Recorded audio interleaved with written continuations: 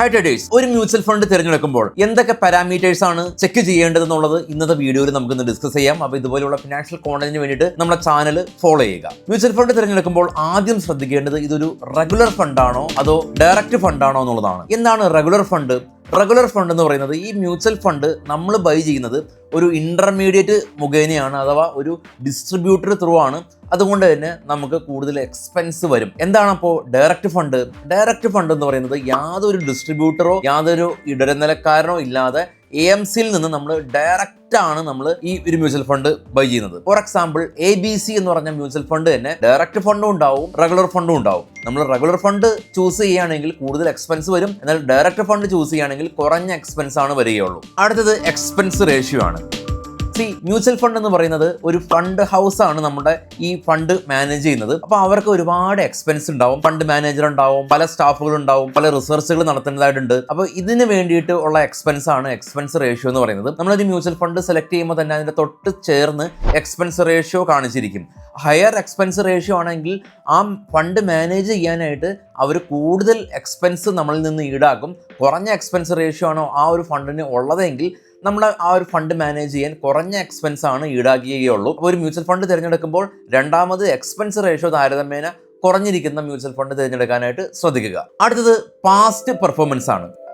ഒരു mutual fund എത്രമാത്രം return ഇൻവെസ്റ്റേഴ്സിന് കഴിഞ്ഞ കാലഘട്ടങ്ങളിൽ കൊടുത്തിട്ടുണ്ട് എന്നുള്ളതാണ് പാസ്റ്റ് പെർഫോമൻസിലൂടെ മനസ്സിലാക്കാൻ സാധിക്കുന്നത്. CAGR അഥവാ കോമ്പൗണ്ട് ആനുവൽ ഗ്രോത്ത് വഴി നമുക്ക് എത്രമാത്രം റിട്ടേൺ പാസ്റ്റിൽ കൊടുത്തിട്ടുണ്ട് എന്ന് മനസ്സിലാക്കാൻ സാധിക്കും. പാസ്റ്റിൽ കൊടുത്ത പെർഫോമൻസ് ആണ് ഇത് ഫ്യൂച്ചറിൽ കിട്ടണമെന്ന് ഒരു നിർബന്ധമില്ല. എങ്കിൽ കൂടി ഒരു മ്യൂച്വൽ ഫണ്ടിനെ തിരഞ്ഞെടുക്കുന്ന സമയത്ത് കൺസിസ്റ്റന്റ് ആയിട്ട് ഒരു 5 ഇയർ CAGRൽ നല്ലൊരു റിട്ടേൺ നൽകിയിട്ടുണ്ടെങ്കിൽ അത് കണ്ടിന്യൂ ചെയ്യാനാണ് സാധ്യത കൂടുതൽ. അടുത്തത് AUM അഥവാ അസറ്റ് അണ്ടർ മാനേജ്മെന്റ് ആണ്. മ്യൂച്വൽ ഫണ്ട് എന്ന് പറയുന്നത് നമ്മളെ പോലെയുള്ള ഒരുപാട് ആളുകൾ അവരുടെ ഫണ്ടുകൾ ഈ കമ്പനിക്ക് കൊടുത്താണല്ലോ മ്യൂച്വൽ ഫണ്ട് കമ്പനി നമുക്ക് വേണ്ടിയിട്ട് ഇൻവെസ്റ്റ് ചെയ്യുന്നത്. അപ്പോൾ അവര് മൊത്തം എത്രമാത്രം ഫണ്ടാണ് കൈകാര്യം ചെയ്യുന്നത് എന്നുള്ളതാണ് AUM അഥവാ അസറ്റ് അണ്ടർ മാനേജ്മെന്റിലൂടെ ഉദ്ദേശിക്കുന്നത്. അസറ്റ് അണ്ടർ മാനേജ്മെന്റ് ഉയർന്ന കമ്പനിയാണെങ്കിൽ ആ കമ്പനി ഒരുപാട് ഫണ്ടുകൾ മാനേജ് ചെയ്യുന്നുണ്ട്. നമ്മൾ പൊതുവെ കമ്പനികളുടെ മാർക്കറ്റ് ക്യാപ്പ് കൂടുതലാണെങ്കിൽ വലിയ കമ്പനി എന്ന് പറയും പോലെ തന്നെ AUM കൂടുതലാണെങ്കിൽ ആ കമ്പനി വലിയ തോതിൽ ഫണ്ട് മാനേജ് ചെയ്യേണ്ടെന്ന് നമുക്ക് മനസ്സിലാക്കാൻ സാധിക്കും. അടുത്തത് എക്സിറ്റ് ലോഡാണ്.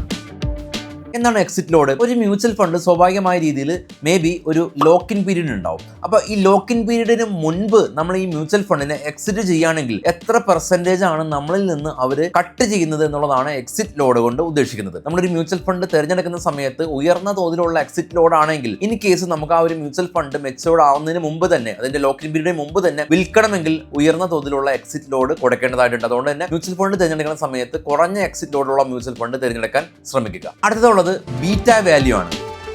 ബീറ്റ വാല്യൂ കൊണ്ട് ഉദ്ദേശിക്കുന്നത് ഇൻഡെക്സിൽ ഉണ്ടാകുന്ന വോളറ്റിലിറ്റി അനുസരിച്ച് നമ്മളെ ഈ ഒരു മ്യൂച്വൽ ഫണ്ട് എങ്ങനെയാണ് പ്രതികരിക്കുന്നത് എന്നുള്ളതാണ് ബീറ്റ വാല്യൂ കൊണ്ട് ഉദ്ദേശിക്കുന്നത്. ബീറ്റ വാല്യൂ 1 ആണെങ്കിൽ ഇൻഡെക്സിൽ ഉണ്ടാകുന്ന വോളറ്റിലിറ്റി അനുസരിച്ച് എക്സാക്ട് അതേ മൂവ്മെന്റ് അല്ലെങ്കിൽ അതേ വോളറ്റിലിറ്റി നമ്മുടെ മ്യൂച്വൽ ഫണ്ടിൽ ഉണ്ടാവും. ബീറ്റ വാല്യൂ 1ന് മുകളിലാണെങ്കിൽ ഇൻഡെക്സിൽ ഉണ്ടാകുന്ന മൂവ്മെന്റിനേക്കാളും ഉയർന്ന തോതിലുള്ള വോളറ്റിലിറ്റി നമ്മുടെ മ്യൂച്വൽ ഫണ്ടിൽ ഉണ്ടാവും. ബീറ്റ വാല്യൂ 1ന് താഴെയാണെങ്കിൽ ഇൻഡെക്സ് മൂവ് ചെയ്യുന്നതിനേക്കാൾ കൂടുതൽ അല്ലെങ്കിൽ ഇൻഡെക്സിൽ ഉണ്ടാകുന്ന വോളറ്റിലിറ്റിയേക്കാൾ കുറവ് വോളറ്റിലിറ്റിയാണ് നമ്മുടെ മ്യൂച്വൽ ഫണ്ടിൽ ഉണ്ടാവുകയുള്ളൂ എന്നുള്ളതാണ് ബീറ്റ വാല്യൂ കൊണ്ട് ഉദ്ദേശിക്കുന്നത്. ഇനിയും ഇതല്ലാതെയുള്ള ഒരുപാട് മറ്റുള്ള മ്യൂച്വൽ ഫണ്ട് പാരാമീറ്റേഴ്സ് ഉണ്ട്. അതൊക്കെ നമ്മുടെ ചാനലിൽ പോയി നിങ്ങൾക്ക് ചെക്ക് ചെയ്യാൻ സാധിക്കും. അപ്പോൾ ഇതുപോലെയുള്ള വീഡിയോക്കായി നമ്മുടെ ചാനൽ തീർച്ചയായിട്ടും നിങ്ങൾ സബ്സ്ക്രൈബ് ചെയ്യുക, മറ്റുള്ള ആളുകളിലേക്കും എത്തിച്ചു കൊടുക്കുക. Thank you all.